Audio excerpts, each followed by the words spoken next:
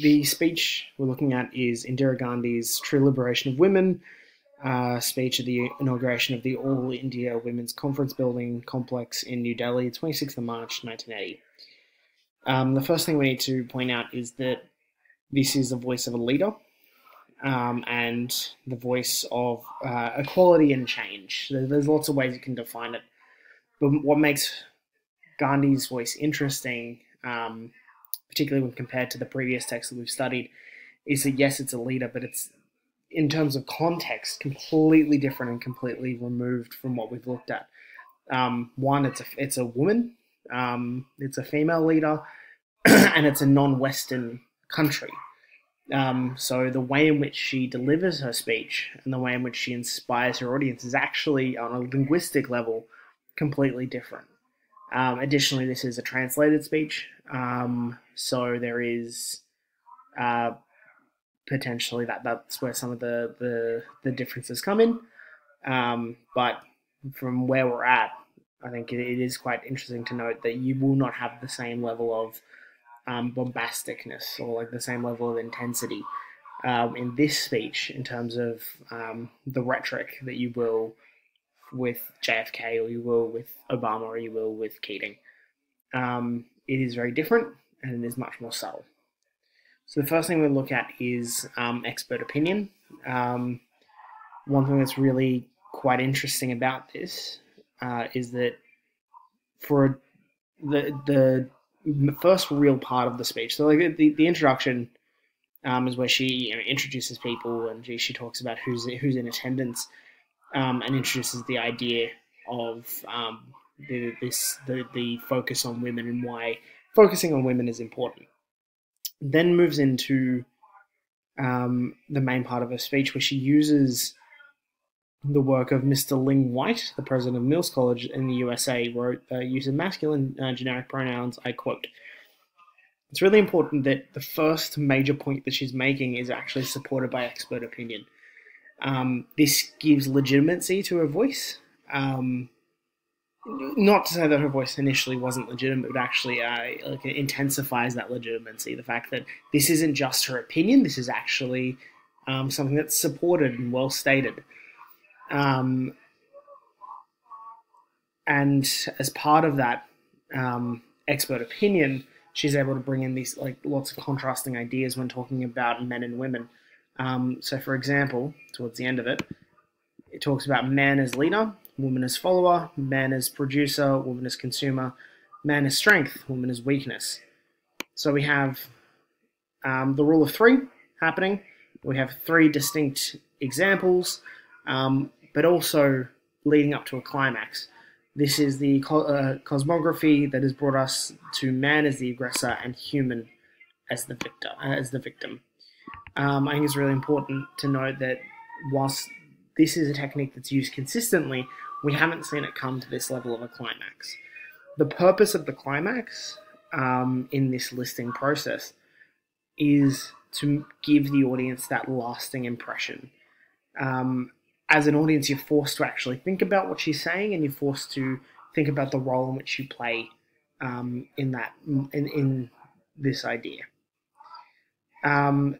There's lots of irony in her, as an audience removed from it, there's lots of irony in the way that she's speaking. So, for example, she actually identifies that she's not a feminist. She says she's not a feminist. But realistically, what she's actually saying is she doesn't believe in the Western idea of feminism. Because in the second major point, in the West, women's so-called freedom is often equated with imitation of men. Frankly, I fear this is merely an exchange of one kind of bondage for another.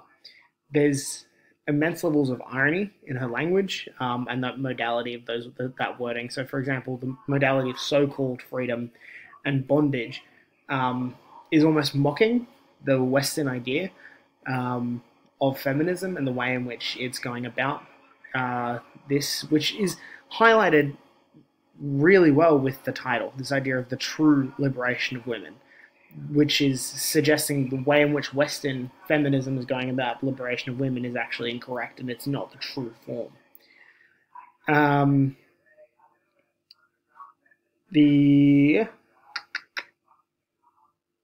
Sorry, Just let me find where I was going to. Yeah, so when she's talking about this idea of the true liberation of women, and highlighting it for her audience, particularly one which is, in the context, is more paternal of a society, more patriarchal, and much more rigid in terms of social structure than what we're used to. So what she uses are those contrasting statements and almost paradox statements, to really highlight to her audience and to tailor her message to her audience. So, for example, when she goes, "That is the resilience to face suffering, to meet us upheavals with great degree of calm, to change constantly and yet remain changeless, which is the quality of India herself." These statements make no sense. But what she's doing, like in isolation, like something can't be changing constantly but be changeless. It's a paradox. It doesn't make sense. But if you look at it in context of what she's talking about, she's actually talking about, she's pandering to her audience, and she's saying that the nature of India is this great entity that is a constant. That while the change is happening, this greatness, it will continue. And it's actually suggesting that by allowing and encouraging this change to happen, it's actually going to increase the likelihood of the continuing nature of India, and the success of India, which is supported by all the irony, the idea that, like, hence excluding women and men by excluding women, men are depriving themselves of fuller emancipation and growth for themselves. It's that suggestion that the change that she's advocating is essential and it has to happen. But because without it, India can't remain the way that it is, in terms of the positives that she's trying to inspire.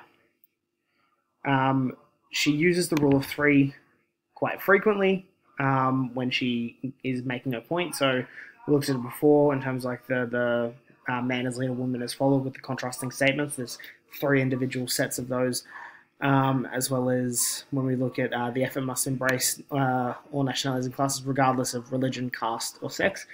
Caste is the social structure of India, which complicates the way in which people interact, which is why the way in which she's approaching this is very unilateral. It's the idea that India needs to look at the issues in its society fully so that they can progress and evolve and deal with social inequality. And that, like, she's giving this message in a very calm way. It's very considered. And as you can see, particularly when comparing it to, say, JFK, there isn't those big grand statements. Like, there's no one moment, no one piece of language where you can hang these ideas on. This is a conversation that she's actually trying to have with the audience about why this is something to be taken into consideration. This is a really interesting piece of writing, and what I would suggest you do, because I'm going to put up this sheet as I always do, what I would suggest you do is actually go through and try and match some of these techniques if you want to have more evidence. But some of the ones that I've spoken about already would be enough to get you a paragraph or two. And it's really important when you're looking at the voice that's presented in this, you need to look at the way in which she is trying to convince her audience. It's not a grand statement, it's rather a series of logical arguments and logical discussion to try and make what she's saying really clear to her audience. There's no grey area and there's no area of miscommunication.